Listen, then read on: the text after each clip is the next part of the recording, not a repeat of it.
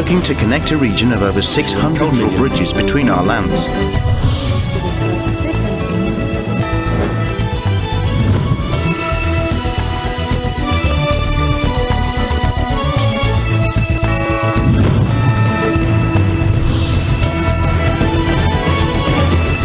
Good evening, I'm Alma Angeles, and you're watching ASEAN in Focus on tonight's headlines. The EU's Climate Monitoring Service reported that June of this year was the hottest on record globally. We have a high probability for this temperature to be one of the warmest on record. The Philippine Coast Guard has accused Chinese Coast Guard ships of blocking two of its boats in the disputed South China Sea. Na banggaan, they have to decrease the speed, while at the same time they were also have to respond sa mga radio challenges. The latest update on the situation in Myanmar, according to the UN Special Rapporteur Thomas Andrews, over 800 children have tragically lost their lives or been maimed since the military coup began in February 2021.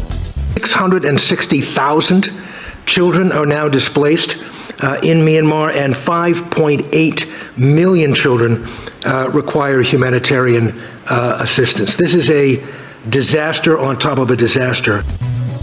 And in a recent development, social media giant Twitter has threatened to sue Meta, the parent company of Instagram, just hours after the launch of their new app called Threads. This move is aimed at surpassing the struggling site owned by tech entrepreneur Elon Musk.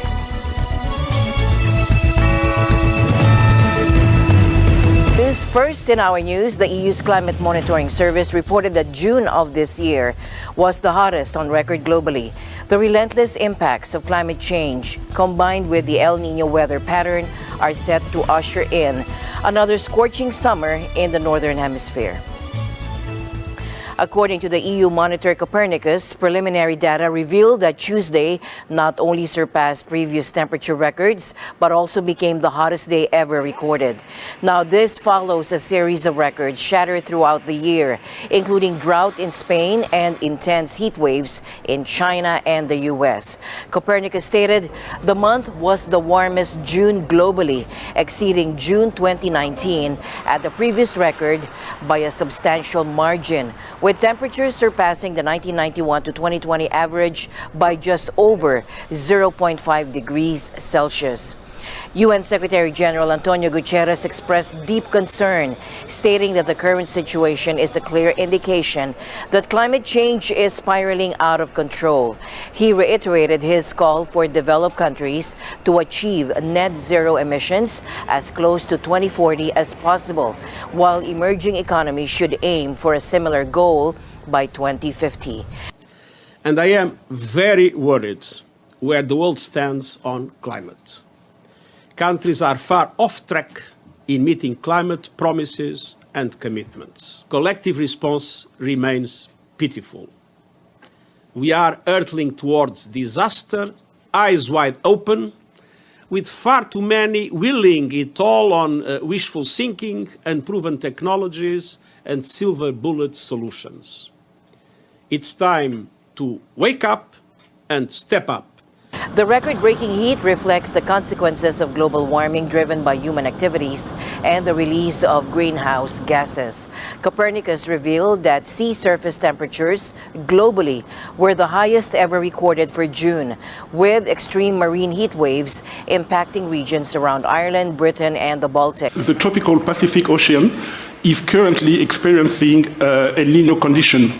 And this is a result of rapid and substantive change both in the atmosphere and in the ocean. The temperature is expected to be above the average in a warm band of latitude between 50 south and 50 north.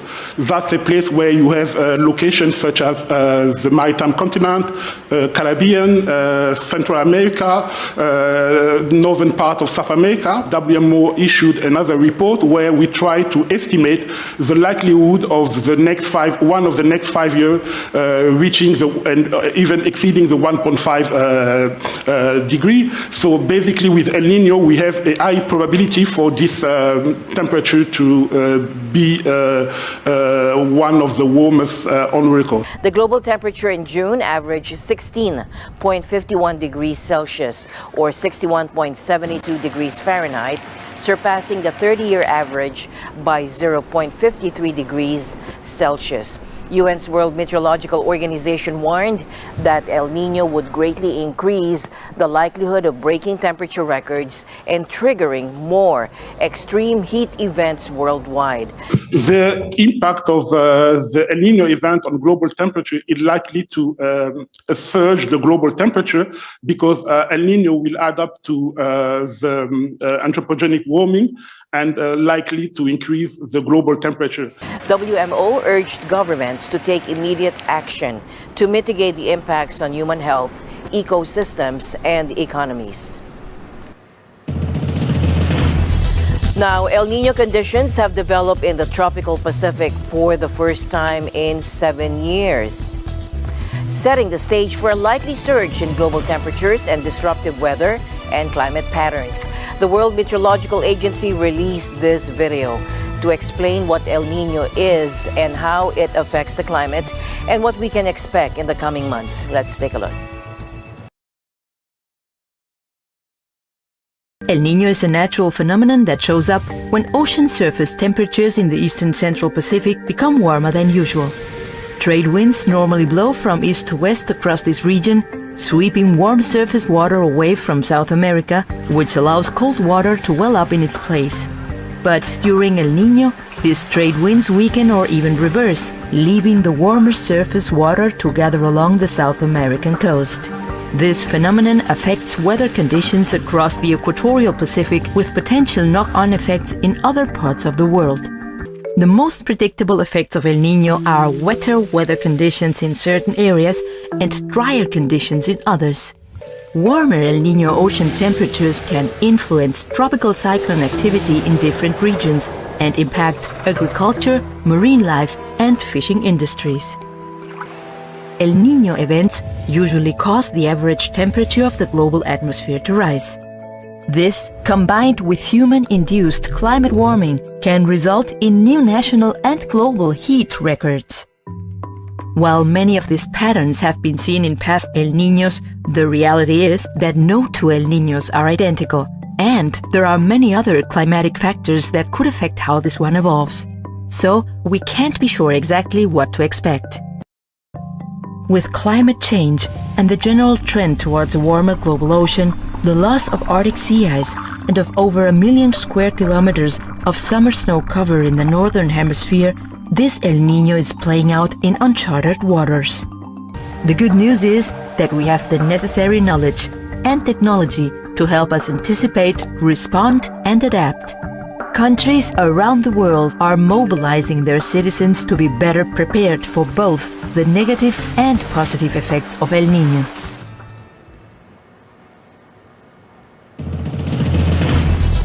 Now, Vietnamese rice farmers resort to nighttime planting as scorching temperatures intensify. In a bid to escape the oppressive heat, farmers like Tran Thi Lan and Nguyen Hang Pong brave the darkness to tend to their waterlogged fields outside Hanoi. The extreme weather conditions have prompted a shift in their work schedules, with planting taking place during the cooler nighttime hours. Farmers have found that the cooler temperatures during the night provide certain advantages for their crops, particularly rice, which is sensitive to extreme temperature fluctuations.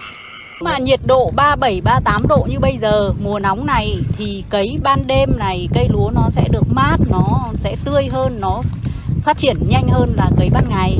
Ban ngày nhiệt độ nó nóng thì cây lúa phát triển nó sẽ chậm hơn. According to agricultural experts, the lower nighttime temperatures can help protect the young seedlings from heat stress and potential damage. Despite the challenges of working in the darkness, farmers like Tran Thi Lan and Nguyen Hang Pong continue to persevere. Quá là nóng, nắng nóng toàn 37, 38 độ, cấy nắng nóng bà con không cấy được. Như ngày hôm nay chỉ 9 giờ là đi về. 9 giờ là dạo rực rồi, là đi về rồi. cấy buổi tối thì cây lúa nó cũng khỏe mà con người nó cũng khỏe, nhưng mà ánh sáng thì nó không được bằng ban ngày, nên là hàng lối nó cũng không được thẳng như ban ngày. Cây thích lắm, thì ban đêm nó mát, được việc. Đấy.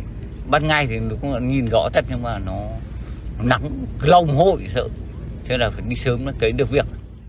Their dedication is driven by the potential earnings from their labor.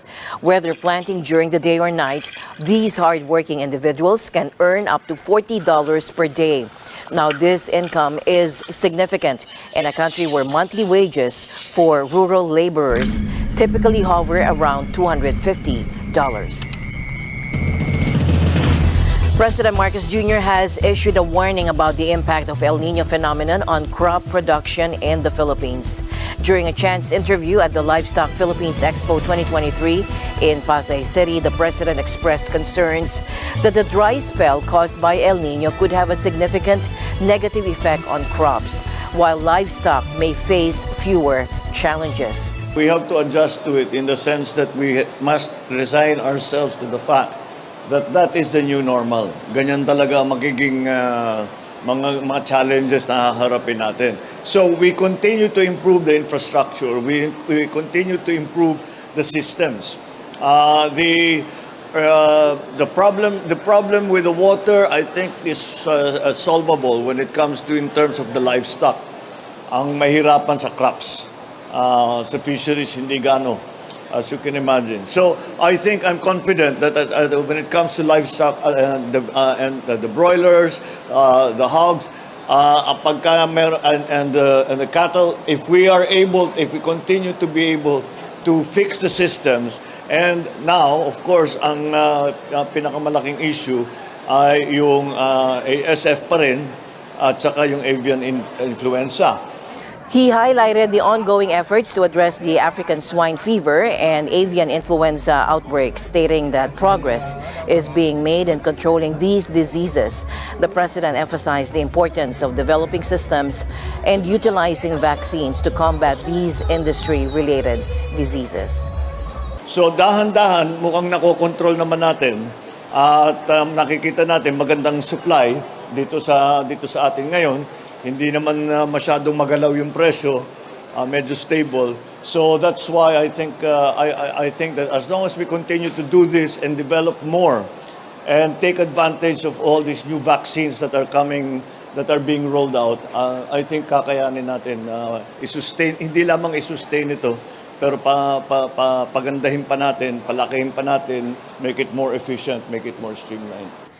Now, President Marcos also discussed the implementation of the Integrated National Swine Production Initiatives for Recovery and Expansion, or INSPIRE program, benefiting over 430 farmers, cooperatives, and associations. Furthermore, he announced the completion of Phase 1 of safety and efficacy trials for ASF vaccines. Along with the ongoing Phase 2 trials, progress is also being made in the procurement of avian influenza vaccines, according to the president.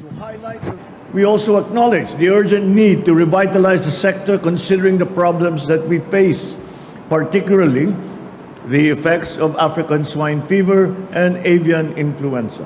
We are also happy to announce the completion of Phase 1 of the safety and efficacy trials for the ASF vaccines. The Bureau of Animal Industry has found to produce sufficient antibodies and to be safe for use. This gives us great hope, as we have been waiting for this for a very long time. The Philippine Coast Guard has accused Chinese Coast Guard ships of blocking 2 of its boats in the disputed South China Sea. The incident happened on June 30 during a regular operation to resupply Marines stationed in a rundown Navy ship grounded at the second Thomas Shoal. According to Commodore J. Tariela, the Coast Guard spokesman for the West Philippine Sea, 2 Chinese Coast Guard vessels approached the Philippine boats as they neared the shoal. One of the Chinese boats came within approximately 100 yards of the BRP Malabrigo, forcing the commanding officer to take evasive action to prevent a collision. However, when the 2 Coast Guard vessels reached a distance of 10.59 nautical miles away from Ayungin Shoal, namataan namin itong dalawang China Coast Guard vessel, 5201 and 4203. Ang ginawa nila is they came close sa ating dalawang Philippine Coast Guard vessels with an approximate distance of 100 yards. While at the same time, ang ginawa ng ating dalawang Coast Guard vessel para ma-prevent itong possible na banggaan, they have to decrease the speed, while at the same time they were also have to respond sa mga radio challenges na ibinibigay sa kanila ng dalawang China Coast Guard vessel. Tariela emphasized that the Chinese vessels conducted risky maneuvers crossing the bow of the Philippine Coast Guard vessels, posing a significant collision threat. Well, China Coast Guard is also doing the radio challenge sa Philippine Coast Guard. In response, we are also challenging their presence, na ito ay napapaloob sa exclusive economic zone ng Pilipinas at sila ay they're not supposed to be within our exclusive economic zone, and that they are carrying out dangerous maneuvers and they are violating the Convention on Prevention of the Collision Regulation. China's claim over almost the entire South China Sea has been a source of contention with neighboring Southeast Asian countries, including the Philippines, Vietnam, and Malaysia. The Philippine Coast Guard has repeatedly reported instances of Chinese Coast Guard and Navy vessels obstructing or shadowing Philippine ships patrolling the disputed waters. In April, a similar incident occurred when a Chinese Coast Guard ship cut off a Philippine patrol vessel, narrowly avoiding a collision. The recent encounter serves as another example of the escalating tensions and potential dangers in the contested South China Sea.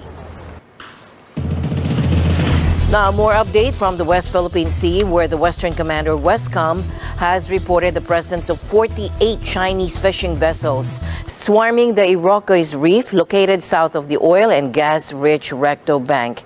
According to Westcom's Facebook post on Friday, this information was gathered through air patrols conducted on June 30. The Britain-Norman Islander light patrol aircraft of the Philippine Navy, with its pilots aboard the NV-312, made multiple flights over a reef and observed an alarming number of Chinese fishing vessels. Westcom highlighted that the presence of these CFVs was clearly visible from the air, as reported by the pilots of the patrol aircraft. The CFVs were observed to be anchored in groups of 5 to 7 with no signs of fishing activities. Instead, they appeared to be loitering in the area, raising concerns about their intentions. Westcom announced that a detailed report on the incident will be forwarded to higher authorities as a crucial step towards potentially filing a diplomatic protest. Now, at the 13th Annual South China Sea Conference held by the CSIS, Southeast Asia Program and Asia Maritime Transparency Initiative, Daniel J. Quittenberg, who is the Assistant Secretary in the Bureau of East Asian and Pacific Affairs and a career diplomat since 1994, delivered a keynote speech highlighting significant developments in U.S. military and law enforcement assistance to Southeast Asian partners. Now there, he also raised concerns about the escalating coercion by the People's Republic of China in the South China Sea. Let's listen in. During his visit to Beijing, the Secretary also reiterated that in keeping with our long-standing position, the United States continues to reject the PRC's sweeping and unlawful maritime claims in the South China Sea, and we urge Beijing and all South China Sea claimants to comport their maritime claims with international law, again as reflected in the 1982 Law of the Sea Convention. We're advocating and upholding long-standing international law and a set of shared global standards for maritime security that benefit everyone across the Indo-Pacific. This, we believe, is a timely and important discussion because we've seen a clear and upward trend of PRC coercion in the South China Sea, including efforts to exercise its expansive and unlawful maritime claims, infringing on the rights and freedoms of all states under international law, again, as reflected in the Laws of the Sea Convention. Against South China Sea claimants, the PRC routinely harasses vessels lawfully operating in their respective EEZs. And in February, for example, the Chinese Coast Guard used a laser device against the crew of a Philippines Coast Guard vessel. And 2 months later, a China Coast Guard ship then blocked a Philippine patrol vessel with a group of journalists on board in the vicinity of 2nd Thomas Shoal. The United States again calls on the PRC to comply with the July 12, 2016 decision of the Arbitral Tribunal in the South China Sea arbitration and to cease its unlawful and provocative activities in the South China Sea. Now we have the latest update on the situation in Myanmar. According to the UN Special Rapporteur on Myanmar, Thomas Andrews, over 800 children have tragically lost their lives or been maimed since the military coup began in February 2021. These innocent children were primarily victims of indiscriminate attacks carried out by junta forces. At least 800 children have been killed. 387 children are behind bars in Myanmar as political prisoners. 660,000 children are now displaced in Myanmar, and 5.8 million children require humanitarian assistance. This is a disaster on top of a disaster, and it has the most profound impact on those that are most vulnerable, and that's the children of Myanmar. The UN Special Rapporteur in Myanmar, Thomas Andrews, said that the junta's capacity to commit war crimes and crimes against humanity would be significantly disrupted if the shipment of weapons to the junta is stopped. Andrews also said that he has identified the jurisdictions where the weapons are coming from and the manufacturers of these weapons. I published just a few weeks ago a comprehensive report called The $1 Billion Death Trade, in which we identify very specifically where those weapons are coming from, the jurisdictions of those weapons.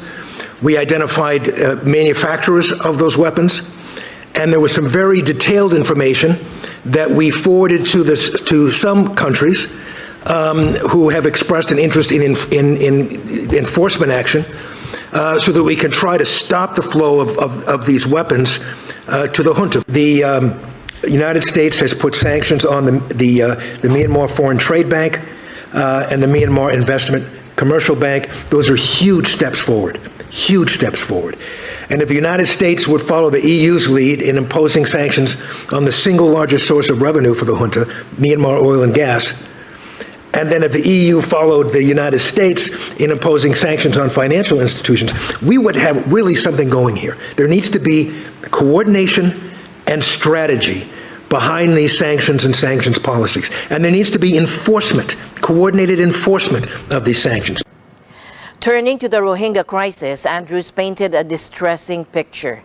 He reminded the Human Rights Council that more than 700,000 Rohingya Muslims fled Myanmar in 2016 and 2017 due to genocidal attacks by the military. Kids, Rohingya children, cannot eat resolutions, and they're starving. And we need more than rhetoric and words. We need action. And I was very concerned when I learned that last year, only one of the 57 OIC countries had contributed any money to the Rohingya Emergency Joint Response Plan. The victims of these atrocities, and there's no group that has been more victimized by the horror of the Myanmar military than the Rohingya ethnic Muslim minority. Over 700,000 literally had to run for their lives over the border into Bangladesh in 2016 and 2017 because of the genocidal attacks of the military. They're in Bangladesh now. More than 1 million Rohingya are in Bangladesh now, and they're living under extremely, extremely difficult conditions. Now, the tragedy here is that the international community has failed to provide the level of support that is necessary to sustain these Rohingya. Now, in a recent development, social media giant Twitter has threatened to sue Meta, the parent company of Instagram, just hours after the launch of their new app called Threads.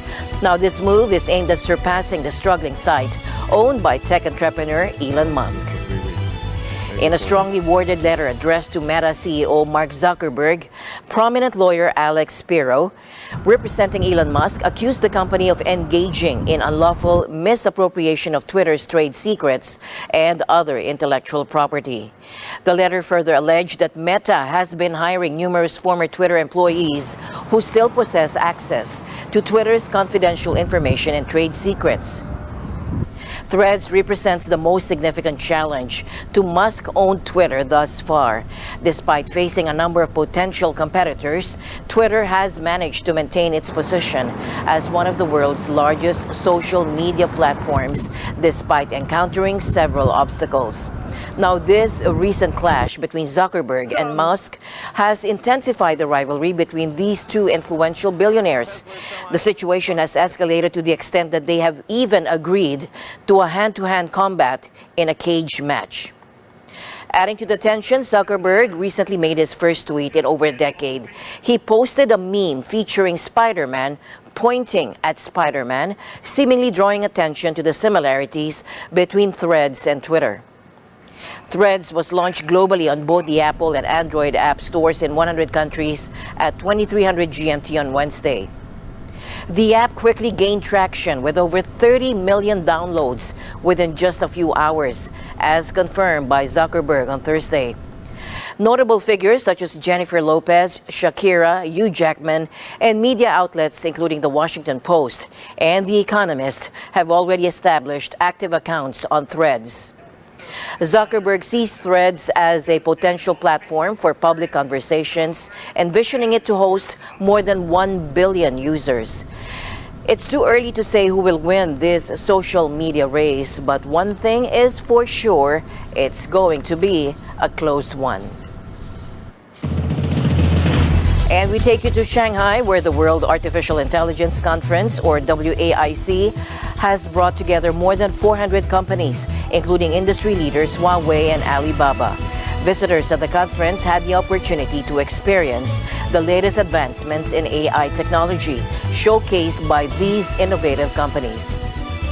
One of the most eye-catching exhibits was Huawei's Pangu weather model, which is the first 3D model to use AI for weather prediction. The model can predict weather phenomena such as waves, and its speed is 10,000 times faster than previous models. 这个气象，它其实是做一个关于海浪啊，关于整个的整个关于就是您可以看到，就是对大多数的海上的一些就是天气的整个的一个预报它是第一个其实相较于利用就是说我们AI 方法来做预测的这样一个3D 的这样一个模型目前呢这个其实也就在昨天其实 Nature 正刊接收以后已经上线了。其实已经被欧洲气象局作为天气预报的这样一个基线就 baseline。 Another highlight was Baidu's Wonder app, which allows users to create images with AI. The app is very user-friendly, and users simply enter a few words and they can obtain the images they want. 游戏客户一起去合作进行游戏原画场景，包括人物场景的 AI 设计，这些都可以极大的帮助游戏客户去降低他们的。 In addition to the Wonder app, Baidu introduced their Ernie bot at WAIC. Now, this AI-powered bot has the ability to answer questions, offer creative inspiration, and solve problems through dialogue. 这次在 WAIC 也带来了我们的文心一言，是文心新一代的知识增强大语言模型。它主要呢是可以回答人们的问题，并且可以提供一些创作灵感，解决人们生活中一些对话。 The WAIC is the largest AI conference in the world, and it brings together experts from all over the world to discuss the latest advances in AI. This year's conference was particularly notable for the strong showing by Chinese AI companies. The Chinese AI industry is rapidly growing, and it's now one of the most innovative in the world. The WAIC is a showcase for the latest Chinese AI innovations, and it's a sign of the growing importance of AI in China.